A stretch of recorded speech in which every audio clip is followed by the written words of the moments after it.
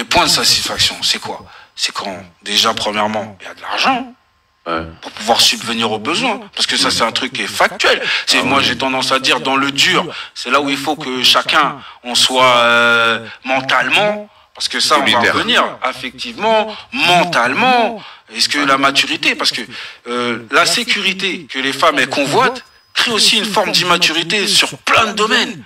Ou quand il n'y a pas l'argent, bah, tu commences regarde combien de gars ils sont suicidés ou combien, parce qu'il n'y a pas l'oseille, parce qu'on n'est pas patient, parce que tu sors du confort et que ça te stresse et que nani. Et ça, encore une fois, c'est vos réactions face à la situation. Après, je dis pas qu'il n'y a pas des femmes qui vous font ressentir peut-être ça. Mais sinon, vous donnez vous-même cette responsabilité, en fait. Parce que les temps ont changé. Aujourd'hui, les femmes, je suis désolée, elles sont mères, mais elles travaillent. La plupart, hein. C'est devenu très très rare les femmes qui restent chez elles et qui s'occupent de leurs enfants. Bien que ce soit, attention pour moi, un vrai métier, parce que c'est très compliqué. Mais aujourd'hui, la plupart des femmes travaillent. Donc vous gardez, en fait, c'est ça le problème, c'est que vous êtes restés à l'ancienne. Alors que le monde a évolué et que nous, les femmes, on a énormément évolué par rapport à ça. Vous pensez toujours avoir toutes ces choses sur vos épaules, alors qu'elles sont en train de s'effacer au fur et à mesure. Parce que la plupart des femmes vous diront, c'est nous qui avons les coronesses, c'est plus les hommes. Parce que vous, au final, à part travailler, vous faites quoi? Ben, en fait, c'est là où j'en reviens. Avec plaisir, Peggy, vraiment. C'est là où j'en reviens, c'est que quand j'écoute les femmes, c'est encore une fois, c'est sur le côté social. Ça veut dire socialement, oui, vous êtes en place, vous êtes même mieux que nous. Moi, je vois la plupart des femmes. Moi, je viens en transport, je vois des femmes, elles ont des Audi, des Mini Cooper, des machins. Ça va. Les femmes, elles ont pas à se plaindre. Elles se débrouillent. Si tu regardes bien, les femmes, elles ont des comptes en banque, à mon avis, vu qu'elles sont aussi très sécuritaires. À mon avis, elles ont de l'argent de côté, ce que nous, on n'a pas. Beaucoup d'argent. Tu vois. Quand je suis allé au pays, j'ai vu la plupart des magasins, des bars, tout ça, c'est des femmes. Donc, sur ça, il n'y a pas de souci. J'ai même envie de dire que c'est comme quelqu'un qui trouve un nouveau marché et qui exploite à mort. Donc là, les femmes, on leur a libéré les chaînes, elles exploitent et elles font ça bien. On est d'accord. Non mais c'est comme ça. C'est comme ça. C'est révélateur. Mais non, mais c'est comme ça que les Simone Veil, tout ça. Enfin, si tu regardes les femmes de ces années-là, elles sont enchaînées. Tu peux rien faire. Bah c'est le débat de la dernière fois, c'est vrai. Voilà. Ça rejoint. Donc là maintenant, on t'a libéré. Donc maintenant, comme je le disais la dernière fois, il y a des femmes, elles ont révélé leur vraie tête. Elles ont dit maintenant tu m'as libéré, mon gars, je vais manger le monde. Je vais pas attendre que quoi que ce soit. Je vais profiter. C'est la réalité.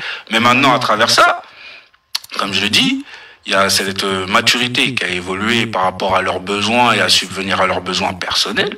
Mais maintenant, je répète, sur la mentalité affective, émotionnelle, mentale, je répète, mais je vois énormément de failles. Et que quand tu vois une femme qui commence à être nani, c'est que soit il y a un truc douloureux qui lui fait faire un déclic et qu'elle se dit non là ça suffit, mais pour dire il faut que ça aille loin, soit c'est vraiment des conséquences pour eux. Tu vois, quand j'ai tendance à voir une femme qui veut faire un changement, il faut qu'elle squeeze les choses, tu vois, il faut qu'elle passe vraiment littéralement à autre chose, tu vois. Mais au-delà de ça, avant qu'elle passe vraiment à autre chose et que tu vois que tout son corps, tout a changé et que on va dire que c'est mature, mais moi je trouve pas ça mature parce que c'est pareil, tu es capable de couper des relations ou arrêter des choses juste parce que tu en as besoin toi pour changer, mais que c'était pas forcément nécessaire. Mais ce que je veux dire par là, c'est que émotionnellement et mentalement, dans les disputes, parce que moi les disputes de couple c'est pareil, je me dis mais si vous regardez la plupart des disputes, c'est qui démarre la dispute? Pourquoi la dispute? Pourquoi la dispute part aussi loin? Pourquoi? Et moi, je me dis, oui, émotionnellement, il y a une immaturité parce qu'il y a de l'impatience, il y a de la susceptibilité, il y a tout ça, en fait, qui fait que, comme on l'a dit depuis tout à l'heure, pour moi, ça dépend vraiment des domaines et que, comme le domaine le plus présent, en tout cas, celui qui nous suit tout le temps, c'est le domaine familial, et ben, forcément, c'est lui qui prime sur l'état d'esprit, entre parenthèses. Mais, même dans le domaine familial, on omet de mettre que il y a beaucoup de moments où les femmes sont immatures et qu'on pourrait régler des choses juste avec des réflexions. Ouais. Comme je répète, pour finir dessus, moi je suis un homme, je prends mon exemple à moi, je vais au travail, je vais faire la guerre. Parce que ça c'est pareil, c'est que oui, les femmes elles travaillent et tout, mais je reste quand même persuadé que ça reste pas le niveau de travail que nous on peut faire. Et comme je donnais une fois l'exemple, je dis, il y a des femmes qui viennent de plus en plus sur le marché des hommes. Par exemple, moi je suis camionneur, je suis routier. Je le répète, je dis oui, il y a des femmes qui viennent, elles font le même travail que moi. Mais en vrai, c'est pas le même travail, parce que si tu regardes son travail, tout est allégé. Parce qu'on sait très bien que si tu mets une femme dans des camions, dans nos galères là, si soupe de crêpes juste. Hein. Mon frère. Ah, ça, c'est autre chose. Mon frère. Vas-y, mais c'est vrai. Je donne un exemple tout bête. Une fois, il y a une femme qui arrive sur le parking et elle galère à faire son créneau. Ah, t'es obligé de sortir de la voiture. 1, 2, 3, 4. 10 chauffeurs, ils viennent, madame, elle est descendue. Or qu'en vrai, hein, tu dis ça à un chauffeur, il prend ça comme un manque de respect. Vas-y, va là-bas, je fais. Mais elle est descendue comme une princesse, on tient la main. On fait son créneau, elle dit des gros merci, tout le monde et tout. C'est encore mature, hein, moi,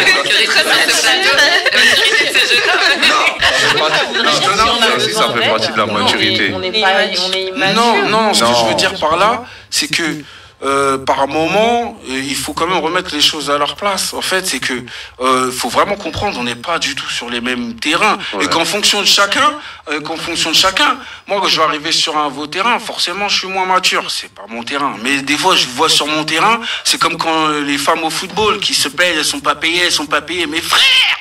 Ouais, mais Moïse, là, on est sur un plan de développement physique de la maturité. Ouais. Ok, maintenant, on va parler des aspects intellectuels et affectifs. Et je vais poser la question aux invités.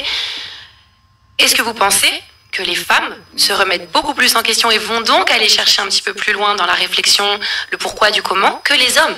Est-ce qu'elles vont pas plus souvent aller en thérapie, aller essayer de comprendre d'où viennent leurs problèmes personnels, d'où viennent leurs blessures d'enfance? Est-ce qu'honnêtement, les femmes et les hommes sur ce terrain-là sont les mêmes? Je suis pas certaine. J'ai quand même la sensation que plus les femmes, mais après je laisse nos invités répondre. Donc c'est peut-être pour ça que sur ces points-là, on est plus mature. Je suis complètement d'accord avec ce que tu dis. Tout ce qui est thérapie, travail sur soi, etc. Moi, perso, si je viens à mon personnel, effectivement, à cause de l'immaturité de certaines personnes, ça m'a conduit à faire ces démarches-là, on va dire. Et ce sont des personnes qui... forcément, en fait, quand tu leur en parles, eh ben, il y a un stop. Non. C'est pas pour moi. J'ai pas envie de changer, j'ai pas envie d'évoluer. Je suis bien comme je suis. Après, si c'est son ressenti pour lui, ok. Mais dans ce cas-là, et ça, c'est là où je trouve que les hommes sont immatures, c'est ne pas entrer en relation avec des personnes si tu sais que dans ta tête, ça ne va pas. Mais après, ils sont dans le déni. Et ça, c'est une forme d'immaturité qui fait aussi qu'il y a un manque de communication, qui fait qu'il y a un manque d'empathie, qui fait que vous mettez les gens dans des situations pas ouf. Moi, je vais défendre la communauté masculine. Ahmed, on t'attend aussi. Et en fait, la base de tout, elle a raison. Toutes les deux. Tout à l'heure, tu parlais du côté physique, qu'on peut pas forcer. Physiologiquement, on est différents. Donc déjà, on peut pas se mettre à part égale. Même si on fait des mêmes métiers, effectivement, c'est allégé pour les femmes. Et après, effectivement, dans la maturité émotionnelle, les femmes, elles ont cette capacité à se remettre, elles, en question, remettre leur couple en question, faire tout ce travail-là, l'apporter à l'homme et lui dire qu'est-ce qu'on fait.